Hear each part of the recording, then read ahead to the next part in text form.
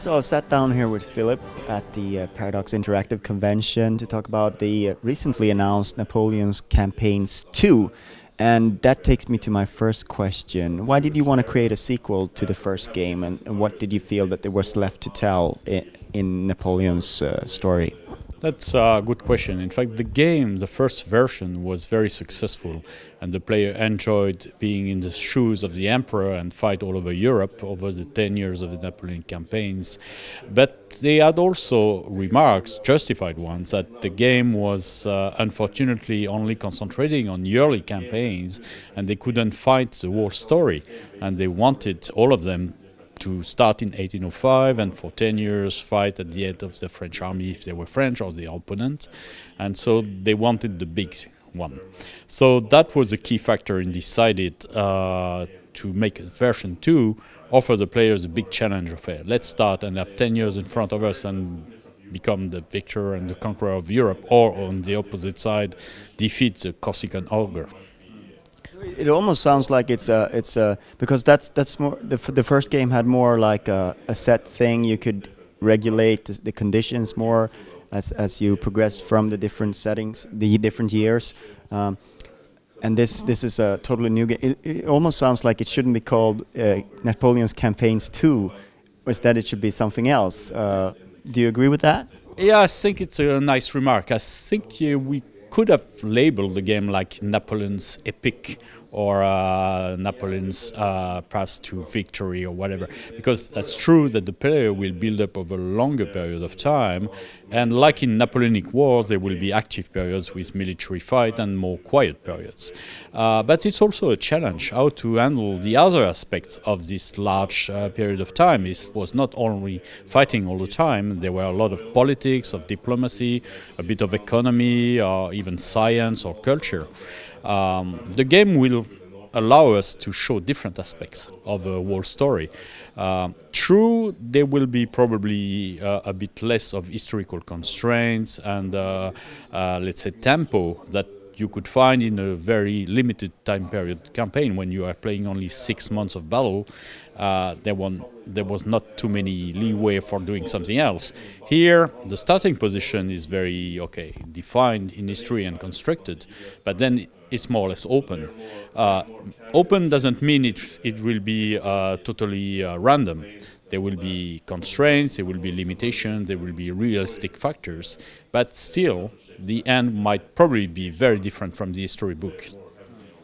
I sat down during a presentation, and one thing that I thought was very interesting was how you approach technology, or rather ideas in the game, and how these will be different and how you will be able to trigger new ideas. Could you go into some detail on that? Yes, we wanted to avoid the classical system where technology, which is a summary term for that, is just something you just invest and push money on top and get rewards. It didn't work like that. In addition, the period of time, 10 years, is quite small in regards to research. So we decided to get into a different approach. The game is first and foremost a military simulation of the wars in Europe, so we had to concentrate on something that would give players the spirit and the feeling to be like the military thinkers or leaders of European art of war at the time. And so we went to agree on the idea that handling concepts rather than science or facts. How do I organize an army? How do I teach my soldier to fight? How do I accept that the organization will be different? And how do I learn these things? Or on the contrary, how do I abandon old ways of fighting? Will be the driving force between the players', let's say, attitude to evolution, if we can call it this way. And the best example is the opponents of Napoleon, who started this era fighting the wars like they have always been doing, fighting for the last 200 years, the 18th century's way, very classical, limited armies, slow pace, etc. And the emperor has made like a bowling game of this. Everything exploded. He's changed the tempo, the structures, the logistics, the fighting methods, recruitment, size of armies, everything changed. And the other had to adapt. And though we wanted to recreate this extra tempo new things, how to learn, in which condition can I learn, what do I have to pay or sacrifice to achieve these things. And it's not purely a question of piling up money on the table. There are other aspects as well. So we hope that we will be well-rounded in the game. Sometimes you have to sacrifice a pawn. Yeah, well, for example, one of your top leaders is an excellent leader, but he is still thinking the way like his grandfather was thinking. So it's time for him to go into retirement. And so that's the kind of sacrifice you'll have to do. Okay, lose a good guy, but he's a hindrance for my evolution. And I understand you've moved on to using the Clausewitz engine now. What does that mean, and what does that engine, has it been a challenge for you to switch over? Yes, I will speak probably less in details about that because I'm not so much in code than in design. But for us it was a challenge because it's a new engine, a new language, a new way of dealing with things. It doesn't change our know-how. I mean, what we put in terms of contents, research, interest in gameplay, where we focus on, and these things are still here.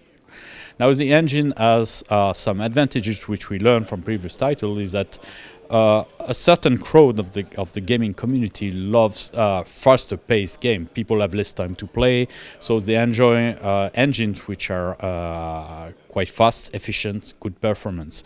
This engine works well. And also another reason, which is, I would say, more business-like and strategy-like, is that a company so successfully maybe cannot afford to run so many different engines. It's a technical challenge too. And we need, because we work as a team, even if we are in different locations, we need to share the same technology, same know-how, and we also need to benefit for what has been developed for such and such game that can be reused in other games, so that at least everybody progresses at the same time. And handling two different engines with two different languages, two different technology, is in the end kind of a burden. It doesn't mean the old engine is not good, it still is, and there will be other titles on this engine too. But on this one we felt that it was good that the potential benefits were to be translated into a new product, and we could show to players that our know-how in historical research, content and gameplay is also matching well with a good technological performance on a PC game. So one final question: as a Frenchman, what does Napoleon mean to you? And because I understand he's a very pivotal character in the country's, in the nation's history, and sort of what's the, because I understand the game was very popular in France, the first one. What sort of Well, I mean, it's true that Napoleon is a very strong figure in French and European history, even world history. The fact is that I am not in particular a fan of Napoleon or an opponent. It doesn't matter so much to me. What I realize is the world and Europe and France were at a critical juncture in history at that point. The world could have changed totally, and we would be living a different universe today if things had changed. Let's suppose what would have happened if Napoleon has succeeded in his personal ambition. It was not a French ambition. He wanted to be a ruler, a recognized ruler, recognized by his, what he considered as his peers, the other rulers of Europe, and not an upstart as they considered him. So if he had succeeded, and the French Empire, which was demographically and economically strong at the time, had succeeded, our world would be different. We would probably be knowing different conditions. Most likely wars like Second or First World War would never have occurred and things like this. So this is interesting for me as a player and also an history amateur to offer players an opportunity to see how could it have been. And I think one of the most common things that strategy players love is the what if situation, and they would love to see what happened and play the underdogs and see alternate paths to history and present. All right. Best of luck to the continued development, and we'll see it this fall. Yeah, I think the game will be on time for the fall release. Date will be precise a bit later, probably during GameCon, but we are on tracks.